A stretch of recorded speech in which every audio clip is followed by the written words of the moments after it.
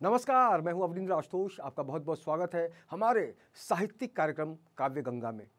काव्य में हम अलग अलग विधाओं को पढ़ते हैं, महसूस करते हैं, लेकिन अगर हम गंगा की बात करते हैं तो गंगा तो असीमित है। इसकी धाराओं में बहुत कुछ साथ साथ बहता है। लेकिन आज अगर हम काव्य की बात करते हैं तो आज काव्य की गंगा में तलाशने की कोशिश करेंगे कुछ ऐसे लोगों को जिन्होंने लगातार रचनाओं के ज़रिए, अपने भावों के ज़रिए समाज को कुछ कहने की कोशिश की है। और यही कारण है कि ऐसे ही लोगों को हमेशा हम ढूंढ कर लाते हैं आपके लिए और कहते हैं कि वाकई आपके सामने जो पेश करने हम जा रहे हैं उसका नाम काव्य गंगा तो है ही, लेकिन इसके साथ साथ एक सबसे बड़ी जिम्मेदारी हमारी ये भी है कि उन लोगों को हम ज़रूर मंच देना चाहते हैं जिनको मंच नहीं मिलता, और यही सबसे बड़ा मकसद है। तो सबसे पहले आज हम बुलाते हैं काव्य गंगा में एक ऐसी कवित्री को जिन्होंने देश के अलग अलग हिस्सों में अपने काव्य पाठ से लोगों को जीता है। और यही कारण है कि आज भी जो अलग अलग तरीके से लोग उनको याद करते हैं और चाहते हैं कि यशोदा सोलंकी जी हमारे मंच पर भी आएँ। लेकिन आज यशोदा सोलंकी हमारे साथ हैं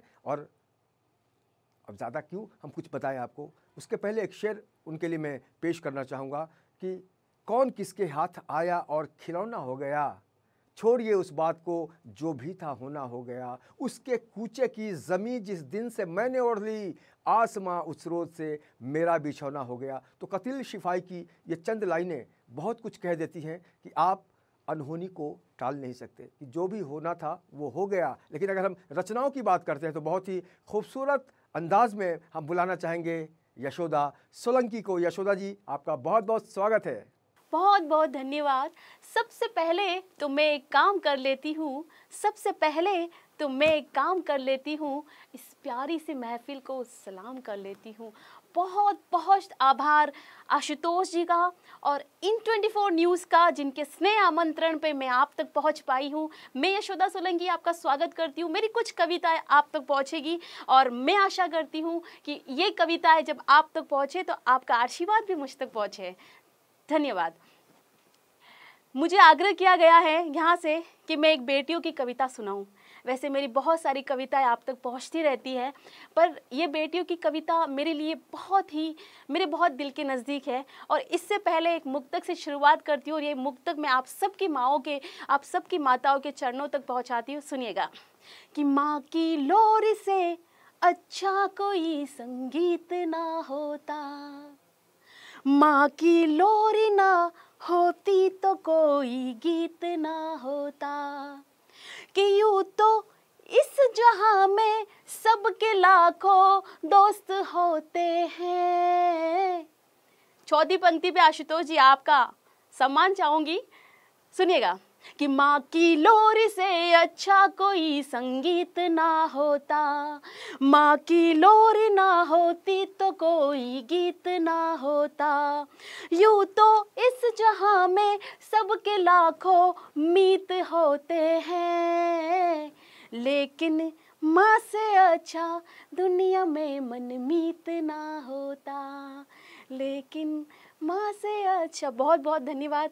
अब सुनिए वो बेटियां गीत, जिस आप सबके आग्रह पर वो बेटी का गीत जो मैंने आप सबके लिए लिखा है, ये मेरे दिल के बहुत नज़दीक है और आपके दिल तक भी पहुँचेगा, क्योंकि आप भी किसी बेटी के पिता है, किसी बेटी के भाई है और किसी के पति है। तो ये कविता मेरे दिल के बहुत नज़दीक है और आज इन 24 न्यूज़ के माध्यम से आप तक पहुंचाती हूँ, पूरे मुंबई तक पहुंचाती हूँ। सुनिएगा कि सीप का एक मोती है ये बेटियां, सीप का एक मोती है ये बेटियां, घर की रौनक है ज्योति है ये बेटियां, सारे रिश्ते निभाती है हंसते हुए, सारे रिश्ते निभाती है हंसते हुए, चुपके से रोती है ये बेटियां, सीप का एक मोती है ये बेटियां। बहुत बहुत धन्यवाद। और कहते हैं ना कि एक बार मोदी जी को पूछा गया कि सर आपके राज में धारा 370 आ गई, नोटबंदी आ गई और भी कई चीज़ें आ गई तो अब बताइए विकास कब होगा? पता नहीं लोगों की नज़रों में विकास क्या होता है। तो मोदी जी ने बोला कि हमारी छोरियाँ कोई छोरों से कम है के? तब मैं कहती हूँ कि सरहदों पे सिपाही है ये बेटियाँ, सरहदों पे सिपाही है ये बेटियाँ, उम्र भर की कमाई है ये बेटियाँ, और घर पराए को अपना बनाती है ये, हर पराए को अपना बनाती है ये, लोग कहते पराई है ये बेटियाँ, सीप का एक मोती है ये बेटियाँ। तो इस गीत के दो बंद आप तक पहुँचेंगे, सुनिएगा कि सूनी सूनी कलाई है ये बेटियाँ। ये बंद हर उस भाई के लिए, हर उस पिता के लिए, उस भाई के लिए जिसकी हाथों में हर साल वो राखी बांधती है, और उस भाई के लिए भी जो सीमा पे शरत हो जाता है और उसकी बहन ये नहीं जानती कि उसकी कलाई आज घर पे आएगी या सीमा पे ही रह जाएगी। कि सूनी सूनी कलाई है ये बेटियाँ, वेदना है विदाई है ये बेटियाँ। बहुत बहुत धन्यवाद। कि घर से बेटी विदा हो ये दस्तूर है, सुनिएगा कि घर से बेटी विदा हो ये दस्तूर है, पेट में क्यों विदाई है ये बेटियाँ। गीत का एक बंद है कि हमने रोज छुपाई है ये बेटियाँ, हमने रोज रुलाई है ये बेटियाँ, दिल से खेले कोई खेल जज्बात से, वाक्य गुड़िया बनाई है ये बेटियाँ, सीप का एक मोती है ये बेटियाँ। लेकिन चूंकि हर बेटियाँ अब हर क्षेत्र में अपना हुनर आजमा रही है, न केवल आजमा रही है बल्कि अपने आप को स्थापित कर चुकी है, तो मैं उनके सम्मान में एक मुक्तक पढ़ूंगी जो इस गीत का शायद सार है कि ये बेटियां तो हर शे पे भारी है, ना समझो के अब ये कोई अबला नारी है, माँ बेटी बहन बहू का फर्ज निभाती है, माँ बेटी बहन बहू का फर्ज निभाती है, इंसान क्या इंसान, इंसान क्या इंसान, भगवान आभारी है, ये बेटियां तो हर शे पे भारी है। ये बहुत बहुत धन्यवाद कि मेरी कविताएं, मेरे दिल की भावनाएं और मेरे शब्द आप तक पहुंच पाए, और वो भी इन 24 न्यूज़ के माध्यम से। तो मैं बहुत बहुत शुक्रिया अदा करती हूँ और पूरी टीम को बधाई देती हूँ, और इस चैनल के माध्यम से मैं आज आप तक पहुँच पाई हूँ, इसके लिए बहुत बहुत आभार व्यक्त करती हूँ। धन्यवाद। तो देखा आपने यशोदा सोलंकी की जो रचनाएं हैं वो किस तरह से सोचने को मजबूर करती हैं। अगर हम उनके शब्दों की बात करें, उनके भावों की बात करें, तो वाकई लगता है कि सब कुछ निर्झर निर्झर है।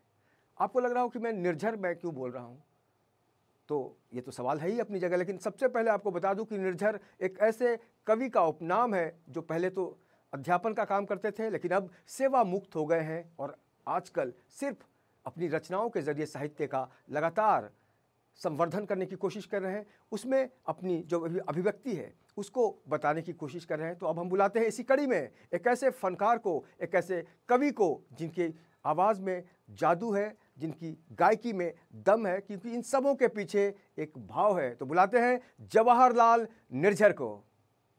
पहले चार पंक्तियाँ सुना रहा हूँ, समझ देखें। सवाल के ही गर्भ से जवाब आएगा, अंधेरों से निकल के आफताब आएगा, जलेगी शम्म अगर दिल में नई सोचों की, जुल्म को चीर करके इनकलाब आएगा, जुल्म को चीर करके इनकलाब आएगा। और अगला देखें, अपनी कथनी को तू करनी में बदल कर देखो, दर्द गम भूख और प्यास में ढल कर देखो।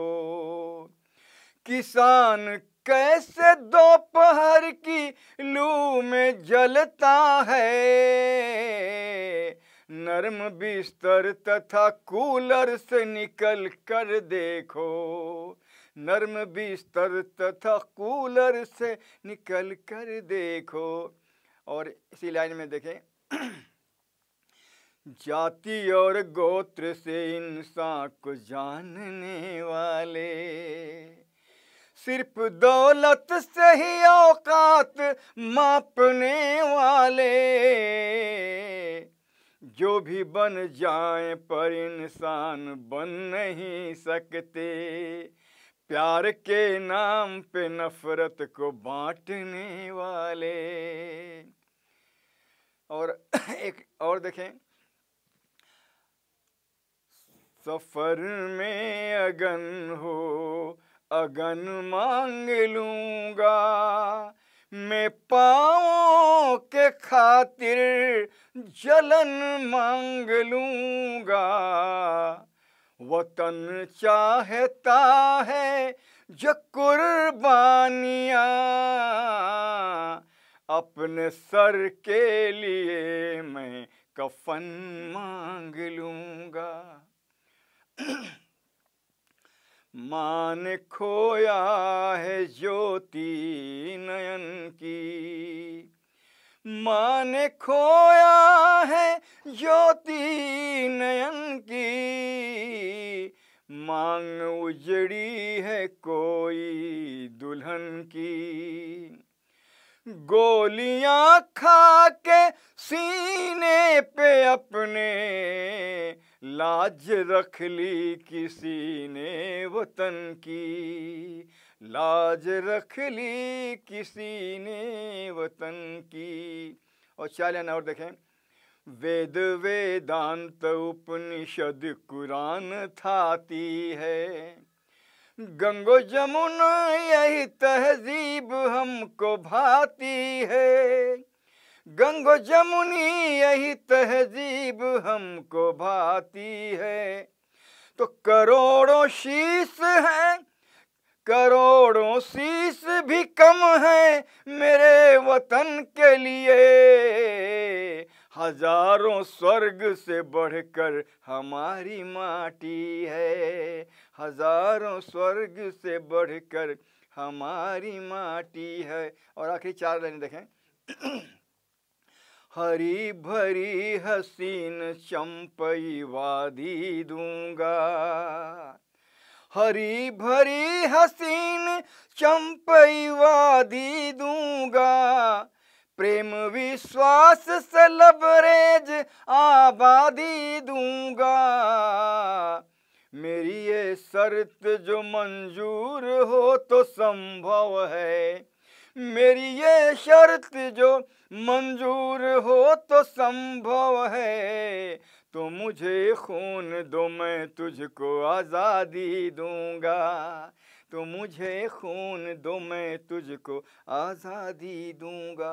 चलिए गज़ल पढ़ दूँ, ये गज़ल रख रहा हूँ। दिल में जब तलक प्यार की रोशनी नहीं होगी, दिल में जब तलक प्यार की रोशनी नहीं होगी, जिंदगी ये जिंदगी भी जिंदगी नहीं होगी। और शेर देखें कि सोई हुई झीलों की खामोशी न टूटेगी, सोई हुई झीलों की खामोशी न टूटेगी,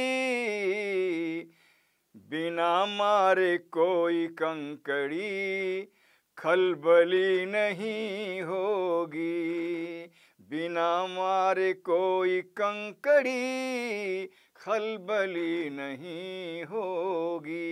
और एक आध्यात्मिक देखें बन गया है, जिंदगी के आखिर में उस बड़ी अदालत में, कि जिंदगी के आखिर में उस बड़ी अदालत में ना कोई गवाह होगा, ना ही पैरवी होगी, ना कोई गवाह होगा, ना ही पैरवी होगी। दर्द गम भावों को गीत में लिखो शायर, सिर्फ हुस्न वालों की शायरी नहीं होगी, सिर्फ हुस्न वालों की शायरी नहीं होगी।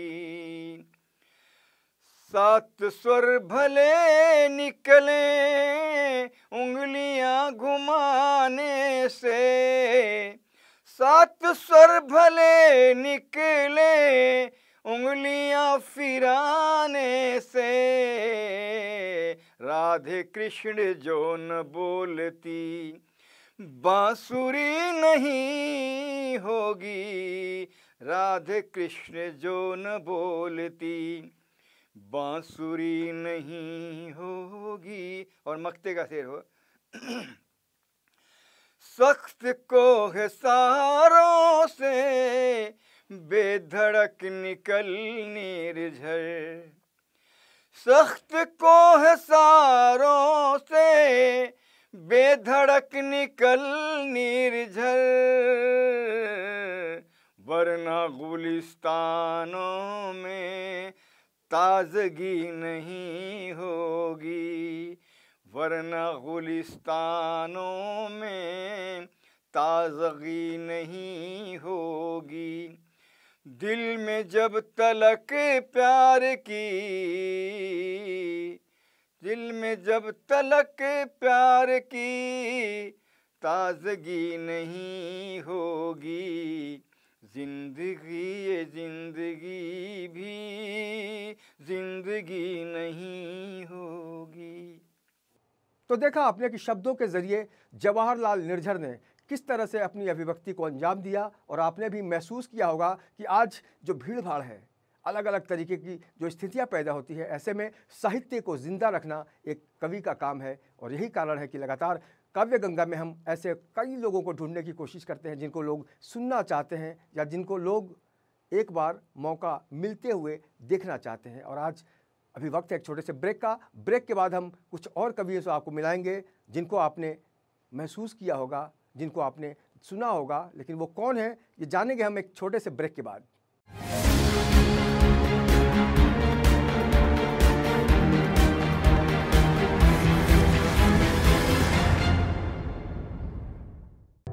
अगर आप बीमार हैं और उम्मीद खोते जा रहे हैं तो जुड़िए नवजीवन से। बताना चाहता हूँ कि आप ये दवा लीजिए, इससे आपके शरीर को भी आराम पड़ेगा, आपके जो डिसीज हैं, बीमारी है, उसमें भी काफ़ी फ़र्क पड़ेगा, जैसा मुझे फ़र्क पड़ा है।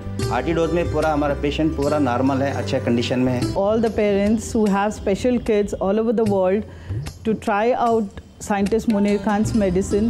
Body revival, it worked like an अमृत के जैसा काम किया है मेरे मॉम के लिए उन्होंने। In just one bottle I got cured and he is really a savior. पहला डोज मैंने लिया बॉडी रिवाइवल का और मेरे को पहले दिन से बहुत रिलैक्स महसूस हुआ। खान साहब की वजह से आज मेरा बच्चा ठीक हो रहा है और मैं साइंटिस्ट मुनीर खान का बहुत बहुत धन्यवाद करना चाहती हूँ। I've tried the medicine for 3 days and the proof is in the pudding, it's working.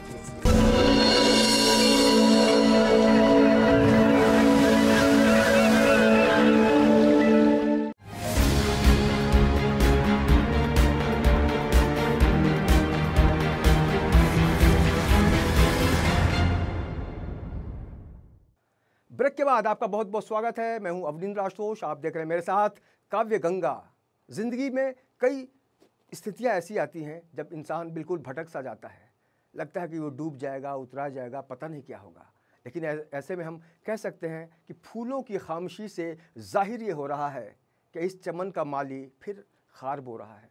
जब चमन का माली ही खार बोने लगे तो देश और दुनिया की जो स्थिति है उसकी कल्पना की जा सकती है। लेकिन जब शब्दों के ज़रिए लोग डूबते और उतराते हैं तो कुछ लोगों का कहना है कि वहाँ जाना और सुनना, कुछ लोगों का कहना है कि वहाँ जाना और डूबने से बचना। लेकिन इन सबों के बीच हम एक ऐसे कवि को बुला रहे हैं जिनका नाम ही है गोपी कृष्ण बूबना, यानी डूबना, सुनना, जाना, आना वो तो लगा ही रहेगा। लेकिन आज हम आपके लिए पेश कर रहे हैं गोपी कृष्ण बूबना। मैं गोपी कृष्ण बूबना आप सबका स्वागत करता हूं काव्य गंगा में। आज आशुतोष अवनींद्र जी ने मुझे बोलने का जो मौका दिया है, आपसे मुखातिब होने का जो मौका दिया है, उसके लिए मैं उनका भी धन्यवाद करता हूं और उनकी सारी टीम का भी धन्यवाद करता हूं। मैं सीधे सीधे रचना पे आता हूं। इस रचना का शीर्षक है बढ़ती उम्र में पति पत्नी का संवाद। वैसे भी पति पत्नी के रिश्ते बड़े मज़ेदार होते हैं और बढ़ती उम्र के साथ बदलते रहते हैं। मुलाहिजा फरमाइए। क्यों करती हो तुम प्यार में लड़ाई, क्यों करती हो तुम प्यार में लड़ाई, अरे क्यों नहीं करती तुम मेरी थोड़ी बड़ाई। तुम्हें कभी रोकूं ना, मुझे कभी टोको ना, तुम्हें कभी रोकूं ना, मुझे कभी टोको ना, होती रहेगी इसी में हम दोनों की भलाई। आगे है, क्यों करती हो तुम प्यार में लफड़े, क्यों करती हो तुम प्यार में लफड़े, उठाता तो रहता हूँ तेरे सारे नाजो नखरे। सबसे हसीन हो तुम, सबसे हसीन हो तुम, मान तो लिया, इजहार कभी तू भी तो कर दिया कर रे, इजहार कभी तू भी तो कर दिया कर रे। क्यों करती हो तुम पड़ोसन से झगड़े, कभी ना मिलाई मैंने उस निगोड़ी से नजरे। क्यों करती हो तुम पड़ोसन से झगड़े, कभी ना मिलाई थी मैंने उस निगोड़ी से नजरे। सको सुबह का तो होता कोई इलाज नहीं, सको सुबह का तो होता नहीं कोई इलाज। प्यार में तू भी तो विश्वास कर लिया कर रे। अंतिम है, क्यों तुम मुझसे ही खपा खपा रहती हो, क्यों तुम मुझसे ही खपा खपा रहती हो। हूँ वफादार फिर भी वफा वफा करती हो, हूँ वफादार फिर भी वफा वफा करती हो। लाड खुद तो करती नहीं, लाड खुद तो करती नहीं, मुझे नहीं करने देती हो। घर आई खुशियों को भी रफा दफा करती हो। क्यों करती हो तुम प्यार में लड़ाई, क्यों नहीं करती तुम प्यार में बड़ाई। दूसरी रचना है, मैंने अपनी रचनाओं में रिश्तों को खास अहमियत दी है और उसकी गहराई को उजागर करने की कोशिश की है। रिश्ते तो नाम के रिश्ते हैं, रिश्ते तो नाम के रिश्ते हैं, रिश्ते आज रिश्ते हैं। दूर की राम रमी रखते पर गले नहीं मिलते हैं। रिश्ते तो नाम के रिश्ते हैं। स्वार्थ का रचा संसार है, रिश्ते हो गए असार है। स्वार्थ का रचा संसार है, रिश्ते हो गए असार हैं। मुसीबत में खिसक लेते, मुसीबत में खिसक लेते, वैसे यारों के यार हैं। रिश्ते तो नाम के रिश्ते हैं। मूल्यों का ह्रास हुआ है, भोगवाद का प्रभाव है, बाजारवाद हावी हुआ है, संवेदना का अभाव है, रिश्ते तो नाम के रिश्ते हैं। अंतिम है, संयुक्त परिवार विघटन एकल परिवारवाद है, संयुक्त परिवार विघटन एकल परिवारवाद है, बच्चे राम भरोसे पलते, बच्चे राम भरोसे पलते, घर में आया राज है, घर में आया राज है, रिश्ते तो नाम के रिश्ते हैं। आज जो राजनीतिक गतिविधियां हम देख रहे हैं, खास करके महाराष्ट्र के यहाँ राजनीति में किस तरह से उठापटक होती है, उसी को देखते हुए मुझे मेरी पुरानी एक रचना के कुछ शेर याद आ रहे हैं, जिसको मैं आपके साथ में शेयर कर रहा हूँ।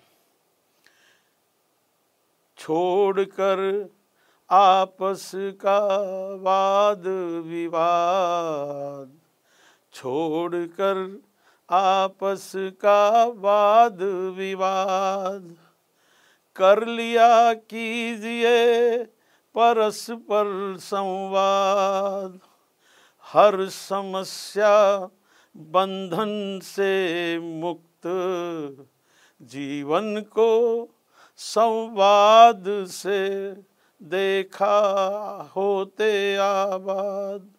छोड़कर आपस का वाद विवाद, कर लिया कीजिए परस्पर संवाद, हर समस्या बंधन से मुक्त होते जीवन को संवाद से देखा है आबाद।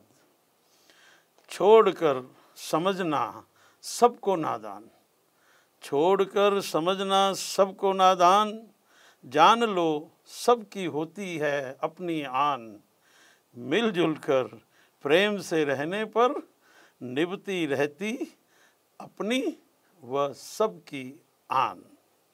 छोड़कर तनिक सी भी आस, छोड़कर तनिक सी भी आस, ठीक नहीं है हो जाना निराश, ठीक नहीं हो जाना अति निराश, रखता उस पर जो भरोसा, रखता उस पर जो भरोसा, विश्वास, देखे हैं संवरते उसके अड़े काम। और अंतिम है, छोड़कर छोड़कर मत जाना यूं ही अपना ठोर, छोड़कर मत जाना यूं ही अपना ठोर, आसानी से कहाँ मिलता है ठिकाना कोई और, छोड़कर मत जाना यूं ही अपना ठोर, आसानी से कहाँ मिलता है ठिकाना कोई और, पड़ जाता है कभी इत उत भटकना, पड़ जाता है कभी इत उत भटकना, निर्णय से पहले जो करता नहीं गौर, निर्णय से पहले जो करता नहीं गौर। एक और रचना है और ये हालातों पे है, हर हालात में ये लागू हो जाती है। हर सिमत है खौफनाक सन्नाटा छाया हुआ, हर सिमत है खौफनाक सन्नाटा छाया हुआ, जहाँ देखो वहीं बर्बादी का मंजर छाया हुआ, जहाँ देखो वहाँ बर्बादी का मंजर छाया हुआ। साल हा साल लग जाते बसाने में बस्तियाँ, साल हा साल लग जाते बसाने में बस्तियाँ, उजड़ी पलों में मौसम का कहर ढाया हुआ, उजड़ती पलों में मौसम का कहर ढाया हुआ। आदमी रहता व्यस्त फुर्सत कहाँ कि सोचे, आदमी रहता व्यस्त, उसे फुर्सत कहाँ की सोचे, अब तक उसने क्या खोया क्या पाया, अब तक उसने क्या खोया क्या पाया। बिना आवाज़ की लाठी पड़ती, बिन आवाज़ की लाठी पड़ती, फिर उसे सूझता, बिन आवाज़ की लाठी पड़ती, फिर उसे सूझता, किसका घर ढाया, किसे कितना सताया, किसका घर ढाया, किसे कितना सताया। धनी राम शहर में बसा, सेठ कहला इतरा रहा। धनी राम शहर में बसा, सेठ कहला इतरा रहा। हकीकत में है वो बहुतों का बहुत माल खाया हुआ। हकीकत में है वो बहुतों का बहुत माल खाया हुआ। शहर शहर में बटी, शहर शहर में बंटी, 30 मारखा बना फिर रहा। शहर शहर में बंटी, 30 मारखा बना फिर रहा। पुश्तैनी गांव से है लात मारकर भगाया हुआ। पुश्तैनी गांव से है लात मारकर भगाया हुआ। अंतिम, निज मोहल्ले में कुत्ता भी शेर हुआ करता। निज मोहल्ले में कुत्ता भी शेर हुआ करता। शेरों बीच कुत्तों ने है आतंक फैलाया। शहरों बीच कुत्तों ने है आतंक फैलाया। एक बार फिर धन्यवाद। आशा है कि मेरी रचनाओं से आप सबका मनोरंजन हुआ होगा। आगे हम और अच्छा पेश करने का प्रयास करते रहेंगे। धन्यवाद। तो सुना आपने कि गोपी कृष्ण बुबना की रचनाओं में किस तरह के भाव हैं। अगर हम इतिहास की बात करते हैं तो इतिहास और भूगोल के साथ साथ कई विषयों की चर्चा होती है, लेकिन हम बात कर रहे हैं एक ऐसी कवित्री की, ऐसी लेखिका की जो इतिहास में बहुत कुछ कर रही हैं और दुनिया को ये बताना चाहती हैं कि हमारी जो हिस्ट्री है उसमें क्या कुछ संभावनाएं थी, हैं और हो सकती हैं। और उसी कड़ी में हम पहली बार बुला रहे हैं डॉक्टर रश्मि पटेल को, जो पेशे से इतिहासकार हैं, लेकिन उनका दिल मजबूर हो जाता है जब भावों का आदान प्रदान होता है और वो लिखने को मजबूर हो जाती है। तो हम सबसे पहले बुलाते हैं इस कड़ी में डॉक्टर रश्मि पटेल को। रश्मि जी, आपका बहुत बहुत स्वागत है। बहुत बहुत धन्यवाद आशुतोष जी को कि आपने मुझे इस लायक समझा कि यहाँ पर मुझे एक अवसर दिया है जहाँ से मैं अपनी कविता को दूर दूर तक पहुँचा सकती हूँ। उसके लिए बहुत बहुत धन्यवाद। और मैं काव्य गंगा जो आपका प्रोग्राम है उसके माध्यम से जो आप नई नई प्रतिभा ला रहे हैं, मैं उसके लिए भी आपको बहुत बहुत शुभकामनाएं देती हूँ। और मैं अपनी कविता कहना चाहती हूँ यहाँ पर। तो मैं अपनी एक कविता से, एक शायरी से शुरू करती हूँ कि यह ज़फ़ा का दौर है जिसमें वफ़ा कुछ नहीं। यह ज़फ़ा का दौर है जिसमें वफ़ा कुछ नहीं। तूने अगर मुझे छला इसमें नया कुछ नहीं। ऐ ज़िंदगी तू मुसीबत के सिवा कुछ और नहीं। देख मेरा हौसला कि तुझसे गिला कुछ नहीं। मैं अपनी दूसरी कविता पे आती हूँ। कई बार अंधेरों ने छला है, कई बार गिर के उठा है। दिल को तो आदत हो गई टूटने की, दिल को तो आदत हो गई टूटने की। जुड़ने की भी इसकी अदा है। बार बार कहता है दुनिया में प्यार है वफ़ा है। बार बार कहता है दुनिया में प्यार है वफ़ा है। फिर बार जार जार क्यों ये रोता है।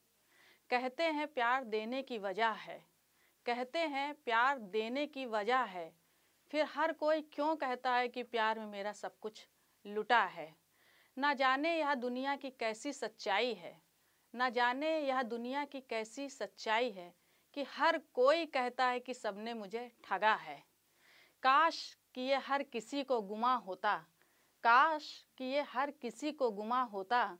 ना प्यार है ना वफ़ा है, यह मामला तो सिर्फ स्वार्थ पर टिका है।